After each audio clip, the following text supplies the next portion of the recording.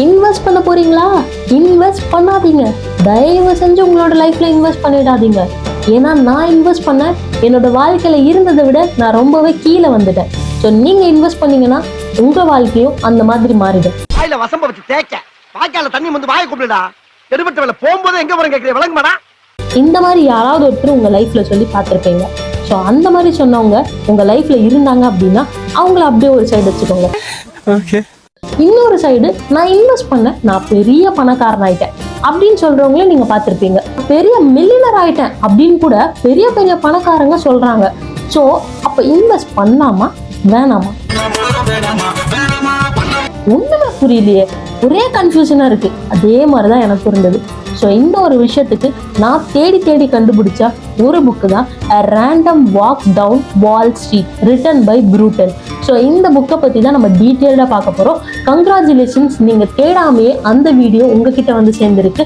நீங்கள் இந்த வீடியோவை பார்க்குறீங்க அப்படின்னா உங்களுக்குள்ள இன்வெஸ்ட்மெண்ட் பண்ணணுன்ற ஆசை இருந்தது அப்படின்னா கண்டிப்பாக இந்த வீடியோவை ஃபுல்லாக பாருங்கள். வாங்க வீடியோக்குள்ளே போயிடலாம். ஹலோ ஃபேமிலிஸ், நான் உங்கள் அமிர்தா. இது உங்கள் அமிர்தா வில்சன் சேனல். ஸோ இந்த புக்கில் அவர் சொல்லியிருக்க, அதாவது நம்ம ப்ரூட்டன் சொல்லியிருக்க ஃபர்ஸ்ட் விஷயம், அதாவது டைட்டில்லேருந்து ஸ்டார்ட் பண்ணலாம். Title A Random Walk Down Wall Street அப்படின்னு அவர் ஏன் வச்சாரு அப்படின்னு பார்த்தீங்கன்னா, இந்த டைட்டில்லையே அவர் ஒரு பெரிய விஷயத்த நம்மளுக்கு சொல்றாரு. அதாவது மார்க்கெட், ஸ்டாக் மார்க்கெட் அப்படின்றது அன்பிரடிக்டபிள். அதில் இப்போ ஒரு விஷயத்த நான் கணிச்சு பண்ணணும் அப்படின்னும் போது நீங்கள் கணிக்கிறதுக்குள்ள அந்த விஷயத்தோட ப்ரைஸ் வந்து அங்கே சேஞ்ச் ஆகிடும். அதாவது ஒரு சொடக்கு போடுறதுக்குள்ள அந்த விஷயம் சேஞ்ச் ஆகிடும். ஸோ உங்களால் ப்ரெடிக்ட் பண்ண முடியாது. ஸோ அன்பிரடிக்டபிள் தான் மார்க்கெட் அப்படின்றத அவர் மென்ஷன் பண்றாரு. இந்த விஷயம் எதுல ரிஃப்ளெக்ட் ஆகுது அப்படின்னு பார்த்தீங்கன்னா, எஃபிஷியன்ட் மார்க்கெட் ஹைபோதசிஸ் அப்படின்ற ஒரு விஷயத்துல தான் ரிஃப்ளெக்ட் ஆகுது. அதாவது இதுதான் அந்த விஷயத்தோட கோர்னே அவர் சொல்றாரு. ஸோ இந்த எஃபிஷியன்ட் மார்க்கெட் ஹைபோதசிஸ் அப்படின்னா என்ன, அதை பத்தி நம்ம தெளிவா பார்க்கலாம். என்னவா இருக்கும் எனக்கு என்ன தெரியும், கேளுடா. சிம்பிளா சொல்லணும்னா, இந்த எஃபிஷியன்ட் மார்க்கெட் ஹைபோதசிஸ் அப்படின்றது நம்ம இப்போ ஒரு டேட்டாவை, அதாவது ஸ்டாக் மார்க்கெட்ல ஒரு டேட்டாவை நம்ம எடுக்கணும் அப்படின்னா அந்த டேட்டா நம்ம எடுக்கிறதுக்குள்ள சேஞ்ச் ஆகிடும். ஸோ இப்போ அதை இப்படி ஒரு எக்ஸாம்பிள் சொல்றாரு அப்படின்னு பார்த்தீங்கன்னா, இப்போ ஒரு பிளைண்ட் ஃபோல்டு மங்கி, அதாவது ஒரு கண்ணை கட்டின ஒரு குரங்க ஒரு சீட் எடு அப்படின்னு சொன்னோம்னா அது ரேண்டமாக ஒரு சீட் எடுக்கும். அந்த சீட்டு ஏதோ ஒரு ஃப்ளூக்ல, அதாவது ஒரு லக்கில் அது ஜெயிச்சிருச்சு அப்படின்றதுனால அந்த மங்கி அந்த இடத்துல ஒரு பெரிய ஆளு அப்படின்றது கிடையாது. ஏன்னா அது கண்ணை கட்டிட்டு தான் எடுத்தது, ஏதோ ஒரு லக்கில் அது ஜெயிச்சிருச்சு. ஸோ நீங்களும் உங்களோட லக்கில் ஒரு விஷயத்த சூஸ் பண்ணாதீங்க. முடிஞ்ச அளவுக்கு டேட்டா பேஸை அனலைஸ் பண்ணுங்க. உங்களால முடியலையா, இங்க அதுக்குன்னு நிறைய எக்ஸ்பர்ட்ஸ் இருக்காங்க. ஸோ அந்த எக்ஸ்பர்ட்ஸ் கிட்ட அவங்க என்னென்னலாம் ஃபாலோ பண்ணியிருக்காங்க, என்னென்னலாம் பண்ணியிருக்காங்க அப்படின்றத நீங்க தேட ஸ்டார்ட் பண்ணுங்க. அப்படி தேட ஸ்டார்ட் பண்ணீங்க அப்படின்னா படிப்படியாக நீங்கள் டேட்டாவை கலெக்ட் பண்ணிடுவீங்க. அந்த டேட்டா மூலியமா உங்களால் ஒரு ப்ராப்பரான இன்வெஸ்ட்மெண்ட்ல இன்வெஸ்ட் பண்ண முடியும். அதே மாதிரி அவர் இன்னொரு விஷயம் என்ன சொல்றாரு அப்படின்னு பார்த்தீங்கன்னா, இந்த ரெண்டு விஷயத்தை அவாய்ட் பண்ண சொல்றாரு. ஒன்று, ட்ரெண்டிங்கை ஃபாலோ பண்ணாதீங்க. இப்போ ஒரு மார்க்கெட் வந்து ட்ரெண்ட்ல போயிட்டு இருக்கு, அந்த மார்க்கெட் ஓகே நான் ஃபாலோ பண்றேன் அப்படின்னு சொல்லி அந்த மார்க்கெட்டை ஃபாலோ பண்ணாதீங்க. ரெண்டாவது விஷயம், அவுட் பெர்ஃபார்மன்ஸ். இப்போ ஏதாவது ஒன்று அவுட் பெர்ஃபார்மன்ஸ் ஆயிடுச்சு அப்படின்னா அந்த விஷயத்தையும் ஃபாலோ பண்றதை நிறுத்திடுங்க அப்படின்னு அவர் சொல்றாரு. ஓகே, இப்போ நான் என்னதான் பண்றது அப்படின்னு கேட்டீங்கன்னா, இதுக்கும் நம்மளோட ப்ரூட்டன் ஒரு வழி சொல்றாரு. அதாவது லோ காஸ்ட் இண்டெக்ஸ் ஃபண்ட்ல இன்வெஸ்ட் பண்ண சொல்றாரு. ஏன் இதுல பண்ண சொல்றாரு அப்படின்னு பாத்தீங்கன்னா, இண்டெக்ஸ் ஃபண்ட் அப்படின்னும் போது ஓரளவுக்கு நம்மளுக்கு சேஃப் தான். At the same time index ஃபண்ட்ல பிரைஸ் ரேட் வந்து கொஞ்சம் லோவாவே இருக்கும். அதாவது நம்ம கட்டக்கூடிய ஃபீஸ் வந்து கொஞ்சம் லோவா இருக்கிறதுனால, லோவா இருக்கு அப்படின்னும் போது நீங்க லாங் டேர்ம்ல கொண்டு போனீங்க அப்படின்னா அது உங்களுக்கு பெரிய பெனிஃபிட் கொடுக்கும் அப்படின்னு அவர் சொல்றாரு. ஸோ முடிஞ்ச அளவுக்கு நீங்க எடுத்த உடனே ஸ்பெசிஃபிக்கா ஒரு கம்பெனி உங்களுக்கு தெரியாத போது ஸ்பெசிஃபிக்கா ஒரு கம்பெனியில போய் இன்வெஸ்ட் பண்ணி லாஸ் பண்றதை விட, அந்த கம்பெனி எவ்வளவுதான் முன்னாடி பெரிய பெரிய பெர்ஃபார்மன்ஸ் கொடுத்திருந்தாலும், இவ்வளவுதான் ஸ்டாக் மார்க்கெட்ல அவங்க பெரிய ஆளா இருந்திருந்தாலும் அவங்கள நம்பி நீங்க இன்வெஸ்ட் பண்ணாம லோ காஸ்ட் இண்டெக்ஸ் ஃபண்ட்ல நீங்க இன்வெஸ்ட் பண்ண ஸ்டார்ட் பண்ணுங்க. சரி, இப்போ கொஞ்சம் பிராக்டிக்கலா பேசலாமா? பிராக்டிக்கலா நம்மளோட ரியல் லைஃப் எடுத்து பாத்தீங்க அப்படின்னாலே இங்க ஹார்ட் ஒர்க்கை விட ஸ்மார்ட் ஒர்க் ஈஸியா ஜெயிச்சிரும். ஸோ ஹார்ட் ஒர்க் பண்றதை விட ஸ்மார்ட் ஒர்க் பண்ணுங்க.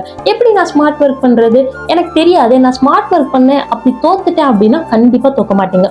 ஸோ அதுக்கு சில ஸ்ட்ராட்டஜிஸ் இருக்கு. அதுல ஃபர்ஸ்ட் ஒன் என்னன்னு பாத்தீங்கன்னா, invest your amount in a consistent way. அதாவது வந்தா சுட்டா செத்தா ரிப்பீட், வந்தா சுட்டா செத்தா ரிப்பீட். இப்போ நீங்க இன்வெஸ்ட் பண்றீங்க அப்படின்னும் போது அது எவ்வளவு கம்மியான அமௌண்டா வேணாலும் இருக்கலாம். மேபி அது 100 ரூபா கூட இருக்கலாம். ஆனா அந்த 100 ரூபாவை கண்டினியூவா நீங்க வந்து கரெக்டா நீங்க மார்க்கெட்ல இன்வெஸ்ட் பண்றீங்களா அப்படின்னு பாருங்க. இப்ப மார்க்கெட் அப் ஆனாலும் டவுன் ஆனாலும் அது உங்களுக்கு பிரச்சனை இல்லை. நீங்க கரெக்டா இன்வெஸ்ட் பண்ணீங்க அப்படின்னா அது கண்டிப்பா ஒரு நல்ல ரிட்டர்னே உங்களுக்கு கொடுக்கும் அப்படின்னு சொல்லி ப்ரூட்டன் சொல்றாரு. ஸோ நீங்களும் முடிஞ்ச அளவுக்கு கரெக்டான ஒரு அமௌண்ட்டை ஃபிக்ஸ் பண்ணி அந்த அமௌண்ட்டை மார்க்கெட்ல இன்வெஸ்ட் பண்ணிட்டே வாங்க. ரெண்டாவது விஷயம் பார்த்தீங்கன்னா செப்பரேட், அதாவது உங்களோட அமௌண்ட்டை செப்பரேட் பண்ணி இன்வெஸ்ட் பண்ணுங்க அப்படின்னு அவர் சொல்றாரு. இப்போ செப்பரேட் பண்ணி இன்வெஸ்ட் பண்றதுன்னா எப்படி பண்றது அப்படின்னு கேட்டீங்கன்னா இப்ப நான் என்ன உங்கள்ட்ட சொல்றது, இப்போ உதாரணத்துக்கு அந்த 100 ரூபாவை நீங்க இன்வெஸ்ட் பண்றீங்க அப்படின்னும் போது அந்த 100 ரூபாவை வெறும் ஸ்டாக் மார்க்கெட்லயே இன்வெஸ்ட் பண்றது இல்ல வெறும் இண்டெக்ஸ் ஃபண்ட்லயே இன்வெஸ்ட் பண்றதுன்னு இல்லாம உங்களோட காசை வந்து அது ஒரு 100 ரூபாவா இருந்தாலும் சரி 50 ரூபாவை ஸ்டாக் மார்க்கெட்ல போடுறது, மீதி இருக்க 50 ரூபாவை டிவிடெண்ட்ல போடுறது இல்ல ஏதாவது பாண்ட்ஸ் வாங்குறது, அந்த மாதிரி நீங்க செப்பரேட் பண்ணி வாங்குனீங்க அப்படின்னும் போது இன்கேஸ் ஸ்டாக் மார்க்கெட் டவுன் ஆனாலும் உங்களுக்கு பாண்ட்ஸ் ஹெல்ப் பண்ணும், டிவிடெண்ட் ஹெல்ப் பண்ணும். ஸோ இந்த மாதிரி உங்களோட விஷயத்தை செப்பரேட் பண்ணி இன்வெஸ்ட் பண்ணுங்க அப்படின்னு சொல்லி ப்ரூட்டன் சொல்றாரு. ஸோ இந்த விஷயம் எனக்கு பர்சனலி ரொம்ப பிடிச்சிருந்தது. உங்களுக்கும் நீங்க இந்த ஒரு ஹேபிட்டை ஃபாலோ பண்ணிக்கோங்க. மூணாவது விஷயம் என்னன்னு பாத்தீங்கன்னா ரிஸ்க் டாலரன்ஸ். அதாவது இப்ப ரிஸ்க் டாலரன்ஸ் அப்படின்னும் போது இதுலயுமே கொஞ்சம் ரிஸ்க் இருக்கு. ஆனா அதை எது பேஸ் பண்ணி இருக்கு அப்படின்னு பாத்தீங்கன்னா உங்க ஏஜை பேஸ் பண்ணி இருக்கு.